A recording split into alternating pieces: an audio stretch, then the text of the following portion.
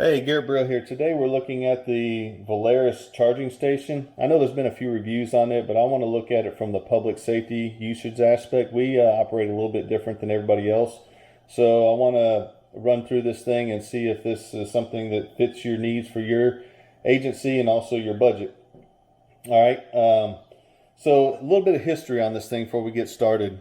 This is originally a DJI product. It is the TB50 charging station. And as you can read down here, it says modified by Belaris. Now, what happened is the Inspire 2 guys, they said, hey, we want a better charging station than what comes with the aircraft. And I guess they spoke loud enough and they got this. Of course, it was originally designed for the TB50s. But unfortunately, us guys on Enterprise flying the more expensive M210-200 are still left with what I call the flower petal charger. I call it that because this thing opens up. There's 4 of these little doors and they open up like a flap like this. And anybody that's been flying the 210 or M200 knows exactly what this thing is. It's what's provided with it. The problem with this is it's very ill-suited for our usage. We're usually mobile. Some agencies even gone full dedicated units, Tahoes or SUV pickup trucks, whatever. So this is in the back and it's trying to charge off an inverter, and you may cut out foam slots, but it's just kind of wonky and doesn't work all that well. Sometimes you're pulling up.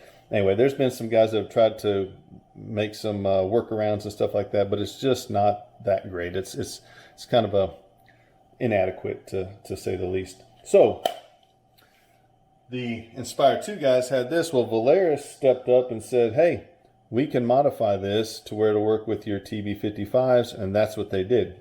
All right, so you can charge 4 TB55s and 4 TB50s on here, and these others are storage right now. So first question, of course, is always, what's the cost? What's the price? This first thing my chief says. This one will hit your pocketbook for $1,500 retail. So if that's way outside your budget for a battery charger, you can just turn the video off now and go on. But if you want to know a little bit more, maybe that this works for you, keep listening. I'm going to kind of go through the different capabilities quickly and how they impact your UAS operations in your agency. So these 2 round little circles here, that's for this cable. You're already familiar with it. It's what plugs into your charger, your little charging cradle that charges your Ascendance and Crystal Sky batteries. So that's what that's for, which there's 2 of them, and as you know, this charges 1 at a time, so you can really effectively charge 2 batteries at the same time for your Crystal Sky or your Ascendance. Below that is your USB. That's just for your regular iPads or your phone or whatever, so you can keep your communications going there. This is a little USB plug. Now, the nice thing about this, anybody that's ever charged updated TB50 or 55 batteries knows that it can take the better part of a day to get them all done, especially if you have a bunch of batteries. What this allows you to do is plug this into the Assistant 2, and it'll update all your batteries that are in here simultaneously. Saves a lot of time for the battery updates. It's a great feature. We got storage down here, and again, this just puts your cradle and you can put your wires and stuff like that in there. And again, like I already talked about, you got your TB50s, some storage, and TB55s down here. This is just where your power cable is held up in there. All right. So on here in your control area, it has a nice little display. And here's one of the nice benefits of this, is it actually tells you the cell voltage. So anybody that's trained in how to fly these things and how to maintain them knows that watching your cell voltage and watching your cell balance is important. So this will tell you the status of your battery, how many times it's been charged, and all the information that you might want to need. This is a good display for your information. You go in between each battery and it'll tell you the information on it. Another thing, so we over here on the switch, charge discharge. So how does that apply to me and my agency? Well, let me start off by saying that anybody that's flying these should maintain proficiency. And what I always say is that means every pilot flies at a minimum of once a week. 1 flight once a week just to maintain proficiency. Now that's still going to hold true, but let's just say that you have a lot of batteries or someone's on vacation or whatever it be. You can use this system. It knows how to communicate with the batteries, with the smart batteries, so you can use this to discharge them and cycle your batteries. It's a very nice feature, and it keeps you from having to fly. Maybe it's raining. Maybe you aren't going to fly this week because it's raining. It is a nice capability. This 1 and 2, what that is that's charge modes. Mode 1 will charge them normally, but faster than the flower charger.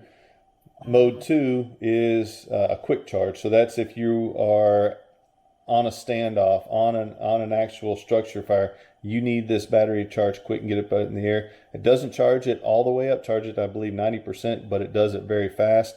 Again, sometimes emergencies trump a full charge. You just got to get that bird back up in the air. All right.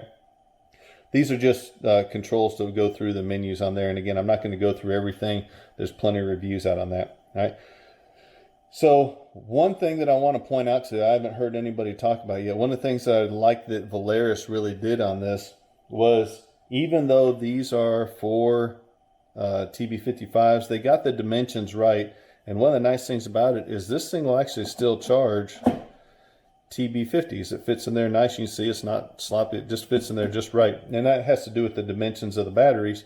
But that means that these are suited for both 55s and 50 batteries. So if you have a bunch of 50s, you can still charge them in these slots, which is a very nice feature. Probably not even intended. Maybe it is. I don't know.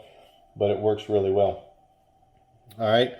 So with that, that's all the capabilities of it. Again, I want to kind of emphasize on that yes, the cost is $1,500, but it is a significantly way better way of charging your batteries than that flower petal charger. You know what's going on.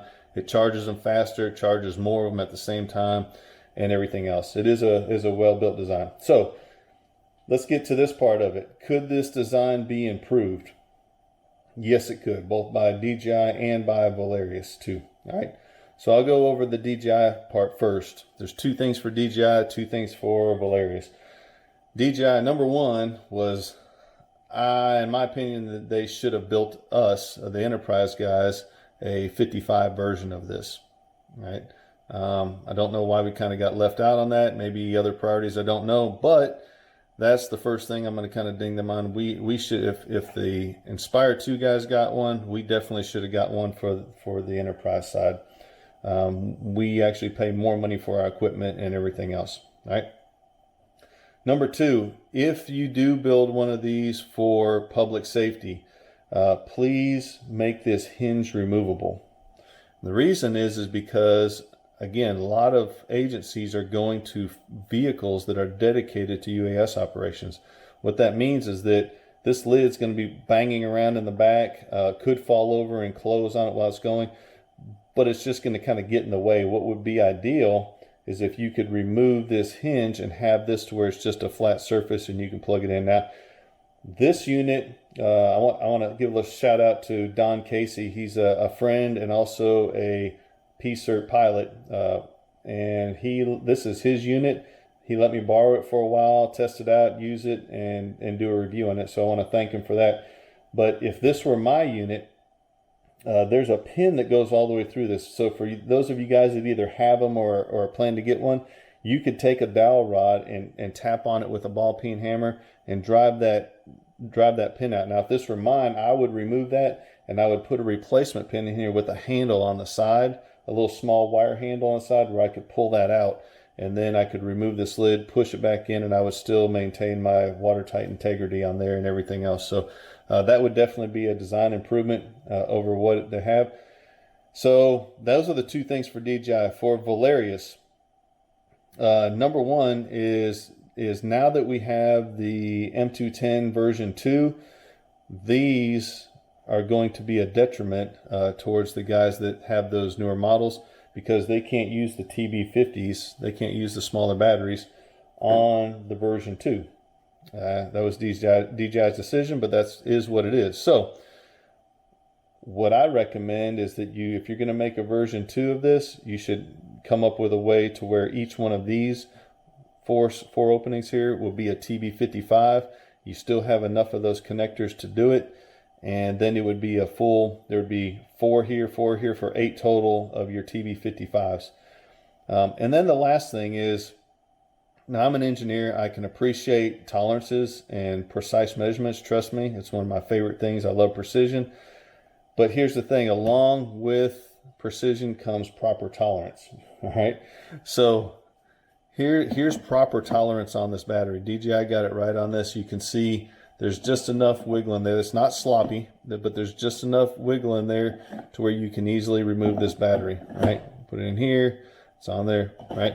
Now this battery is cold right now, as it's either used in the aircraft or as it's charged, it's going to warm, which means it'll also expand. For Volarious, you guys have this thing tight as a drum, and one of the problems is, now this is a cool battery. This one's fully charged, hasn't been flown, but I can pick up the whole case by this battery. Right? Oh, and it finally came out after wiggling it and picking up a few times. Okay. Now this is a cool battery. It's fully charged, room temperature. What's going to happen whenever this battery, we're out flying in a structure fire in the middle of Texas summers and it's 110 degrees outside? This battery is going to have some swelling to it, expanding just from the heat. And I'm going to need a pry bar just to get this thing, a hammer to get it in there and a pry bar to get it out. So expand your tolerances, get your tolerances just a little bit better on these things. They're not going to come out. You have a lid here with an enclosure with foam on the top, but should have about the same tolerances as what DJI has on these. Just a little bit of wiggle room. So, all right. So hopefully that makes it back to Belaris, and hopefully it makes it back to DJI on how they can improve this product even more. Again, if $1,500 is the cost of this, if that fits your budget, it's a great charger. I call it charging batteries right. There's also some other chargers on the market that hopefully I'll do some reviews on soon. But again, this is a good one. They did a good job on it. Hopefully this helps. Talk to you later. Bye.